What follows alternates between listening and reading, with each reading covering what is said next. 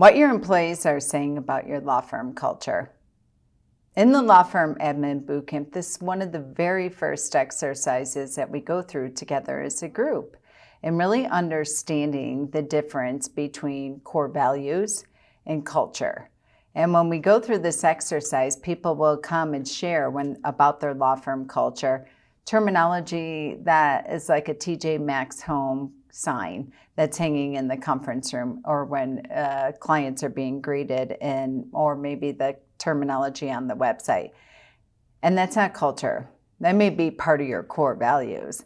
But when we talk about culture, I either get a blank stare, deer in the headlights, I'm not really certain, or I will get a negativity, to be completely honest, where they say that, we don't have that, people are finger pointing, and it's all based on emotions.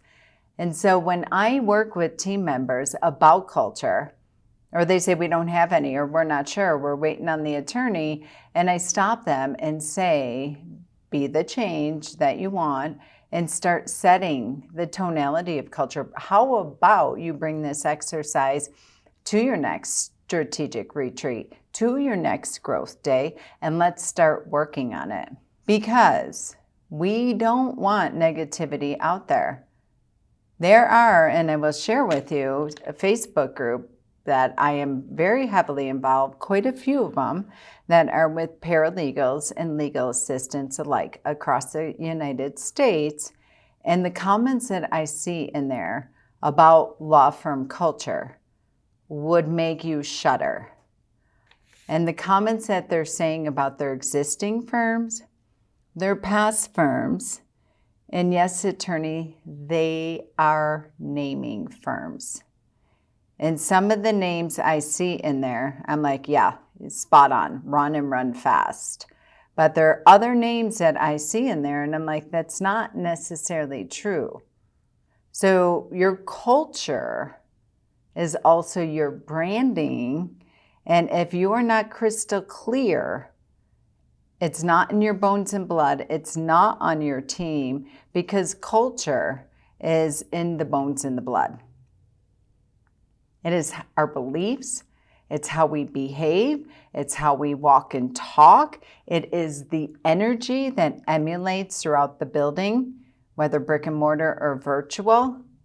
And if that is not aligned and succinct and rocking and rolling, and you know the pulse of the vibe, and you have high turnover, and you're telling yourself a story about they weren't that good anyways, or they were bad employees, or good riddance, or what have you, it might be an indicator that this needs to be the top priority on your next quarterly strategic retreat, to revisit and break down this terminology and of culture, and maybe going back to your core values. So if you want help, reach out, shoot me an email, comment below, reply, let me know. No more suffering in silence. Welcome to another episode of the Office Altering Hire and Empower with Molly McGrath podcast. If you're a returning listener, welcome back. If you're a first-time listener, hopefully you'll become a long-time listener. As always, I'm your show host, Molly McGrath, founder of Hiring and Empowering Solutions and creator of this revolutionary podcast. You can check us out at hiringandempowering.com. Let me break this down. I'm going to read you a definition of culture that I think this is the best definition of culture that I see on the old Googly here. A culture is a way of life of a group of people, the behaviors, beliefs, values, and symbols that they accept, generally without even thinking about them. So in their bones, in their blood, walking the talk. This is how we act. They are passed along by communication from one generation to the next. Culture is a symbolic communication. So let's think about this. I love it, this word communication. It's just a way of life. It's a way of life for a group of people. This is just our jam. This is how we rock and roll on the daily. Our beliefs are in line. Clients aren't bad. The attorneys aren't bad. Our coworkers aren't a pain in the ass. Our beliefs are solid. And we're very, very clear in our beliefs. We don't take on F-level clients no matter what, right down to the receptionist. They make that decision. They know how to spot it, and they know how to handle it. We don't send crappy clients into the conference room to meet with non-attorney salespeople or attorneys or what have you. So we are all rocking and rolling. But this thing that keeps coming up, communication, communication, communication. Fascinating, because so often legal assistants, team members, employees will tell me, everybody's too busy. We don't talk. We don't get response.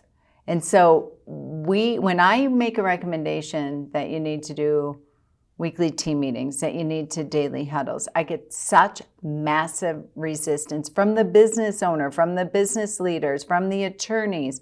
We don't have time for that. Communication is the number one word that is out here in culture. That's a relationship. Why did you get divorced? Why did the relationship? I don't really know. I guess we stopped talking. Hello? Like that is, it's free. It's free. And yes, it is free. Yes, it's an hour that you're not billing clients or what have you. But if you don't create a culture that is in everyone's bones and blood, you're getting the work back when your attorney walks out the door anyways. I want to share with you some comments in this paralegal and these legal assistant, these private Facebook groups. They're really fascinating, and it's not all negative. I just get really deeply curious about them. But let me read you some of these comments. Let me read you an email that I got from paralegal, and then I'll move on to the group. This week, we are finishing up a series on mastering overwhelm and burnout. This is what we worked on a couple weeks ago in Law Firm Admin Bootcamp. And this is a comment I get. Before I arrived at this firm, I worked as a real estate paralegal. I've worked in this practice for about 6 years. As you stated in your live webinar yesterday, I came to a point where I no longer enjoyed working in this specialty as I began to burn out due to the large quantity of work managing 70 plus files as a junior paralegal. That came about during the shutdown and the period where many had to refinance to save their home from foreclosure. What I regret was not speaking up about my feelings of being overwhelmed and working 12 plus hours a day, 5 days a week. I felt I could not say anything as the senior paralegals were just as overwhelmed as I was, and I felt selfish to complain about my struggles. I want to prevent this from happening again and would like some guidance on how to have a courageous conversation about when I feel overwhelmed and how to effectively manage my workload and create a better work-life balance and a better outcome for the attorney and for the client. I absolutely love this comment because she ran from her other firm because she sees her leaders, her mentors, her coaches as senior paralegals not saying a word about the workload and wearing it like a badge of honor. Culture is stressed out, no work-life balance. No one's talking about this. No one's saying anything about this. And this is crazy land. I'm the new person. I'm a junior paralegal here. And my health and sanity are at risk, possibly family too. And so instead of saying anything, because again, culture, I don't see anyone talking about it. We don't have meetings, and was one thing. We don't have weekly meetings. We don't, and I'm actually going to bring this girl on my podcast. She's super excited about it. They didn't communicate. Again, culture, communication. They didn't communicate. So everybody's just like boom, boom, boom, boom, boom in the back office, grinding out paper and documents and what have you. And you have a new kid on the block that's like, these senior paralegals are like, this is cool. No, I'm out. Now she's at a firm that I work with. So this will not be her new reality, and this is not going to occur, especially on my watch, if you're giving me your team members. So I love it. She's like, how do I have the courageous conversation? Mind you, she's not overwhelmed right now. She attended the class in Law Firm Admin Bootcamp about burnout and overwhelm prevention.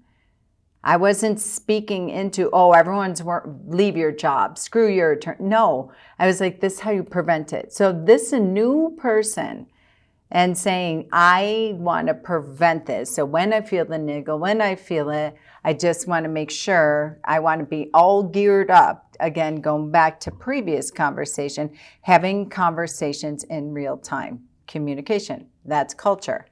Here's some other comments I had. I never had an attorney who is never available. I have an attorney who is never available and never responds.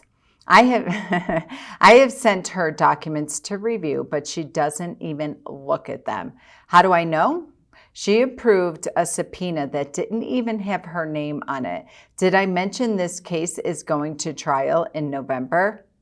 I consistently see her moving her tasks on her calendar, and she avoids me. We talked about this earlier. And somebody replied to this comment.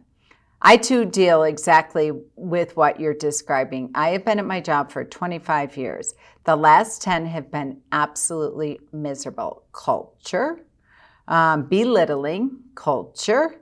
The attorney makes more mistakes than I do, but I get called out on every single one in public. Culture.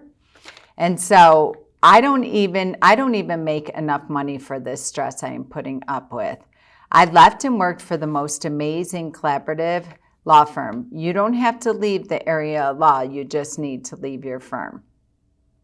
And I'm sure that if you might be an attorney that has experienced this and you're like, they're stuck in the ways, they weren't good enough anyways, they were getting tired and lazy or what have you. If you're telling yourself those stories, BS. You need to stop and look at yourself. When you find, and here's another one, a comment on this same thread. When you find something you love and then a firm you love too, it will be absolutely magic. Magic. That's the word. I was in a family law firm for 3 years, and I felt the way you do right now. The second I'd hear the key unlock the front door by my attorney, I wanted to cry. So attorneys, I talked earlier about if you're hiding out from your employees and dreading seeing them, guess what? They're same. If you're feeling that, they're feeling that. I was too afraid to start over, but a friend of mine was brokenhearted listening to me talk over drinks all the time about how miserable I was in my job. And she submitted my resume without me knowing. And in a few days, I had 3 offers from 3 different law firms. And I was way happier. I have stayed at the firm. I accepted the offer, and I did that over 4 years ago for life. But I would have stayed at the firm that I was at, but they were so old school and wouldn't let me even work remote at all. So I ended up leaving them, and her offer that she took was for a remote firm. And it's amazing because ironically, the firm that I went with is fully remote. Not all law offices and law practices are like the one you're at. If the firm practices I love this one. If the firm practices angry law and attracts angry clients, you know the saying, you're the sum of the 5 people that you hang out with. Angry law. If your employees think that you practice angry law and you are attracting angry clients and you are an angry attorney, you have a culture problem. Your clients, yes, they might be stressed out and what have you, but I would take a look at that. I've never heard this term in these paralegal group, and I could read all the rest of the thread, but everybody hopped on the angry attorney and angry law and angry clients. So if you're feeling angry as an employee or an employer and an attorney, maybe it's time to pause. The power of the pause, you hear me talk about this all the time, my books, my podcasts, and my blog.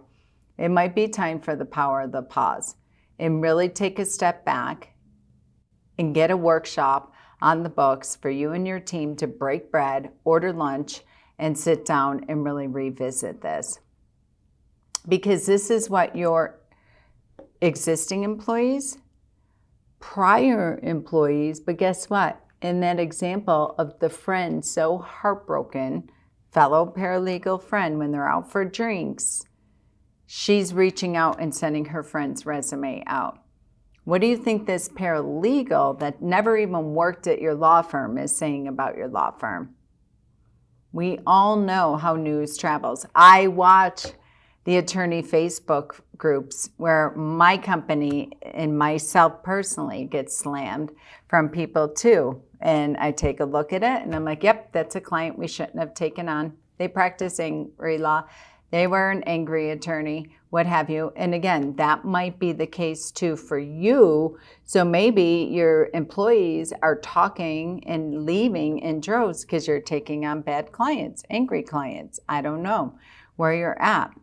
But at the end of the day, for even legal recruiters, there are several law firms that when we even just mention the law firm name, they're like, nope. Don't care how much money, don't care if it's remote, don't care if there's no billable hour requirements. No. I'm like, fascinating. Tell me why.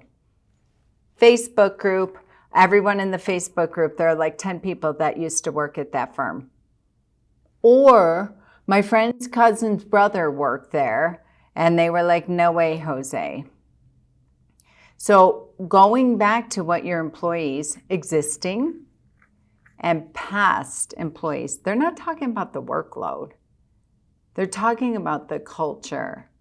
So now is the time as we walk into 2024, in this day and age, the great employee resignation, the quiet quitting, the unemployment rate in the legal space, under 1% for attorneys, under 3% for paralegals, and people that are taking massive pay cuts to go work in a law firm that has extraordinary culture, has extraordinary energy and vibe, and is on a path of phenomenal growth, not all just about the KPIs and the numbers and what have you, but they are on a growth of making impact because they're doing really cool and fun stuff out in the community, within the walls of their law firm, and they can't wait to get to work. They think about work and strategize about work when they're on the soccer field with their kids. So maybe it's time to have an honest conversation with your attorney and say, we need to really revisit the culture here. We just had 2 attorneys leave in 2 months. Last week I had one law firm, 2 attorneys walked out together at the same time. And the comment was, good riddance. They weren't that good anyways. And if you're making comments like that, you may be in denial and fooling yourself, because there are not employees that are going to put up with crappy culture anymore. They don't have to. And how exciting. You want to employ people that are confident, competent, have leadership skills. So if they're really all the things that you're wishing for, then they wouldn't take your job if you have a culture problem. So, yes, it's a gut punch for some of you. Yes, it's a pat on the back for some of you that you're like, we're rocking and rolling this. We don't have people leave. We have people begging to get in here. So wherever you sit, take this time of reflection and really look at what culture means to your team members. Maybe ask them, maybe have fun, do a year-end workshop around your culture, but make sure it is safe for them to speak their truth. Make sure that they have permission to give you their feedback without it being weaponized after, or you turning into a place of defense. Have a really deeply curious conversation, one that is going to make a massive impact in your law firm, on your clients, on your culture, in a way where you can win in 2024. All right, for those of you that are rocking it, continue being legal leaders, leading legal leaders. For those of you that do not have leaders in your law firm, meaning your employees, having the permission to step up and lead, reach out and let's get on a call and let's talk about what's not working for you. All right, until next time.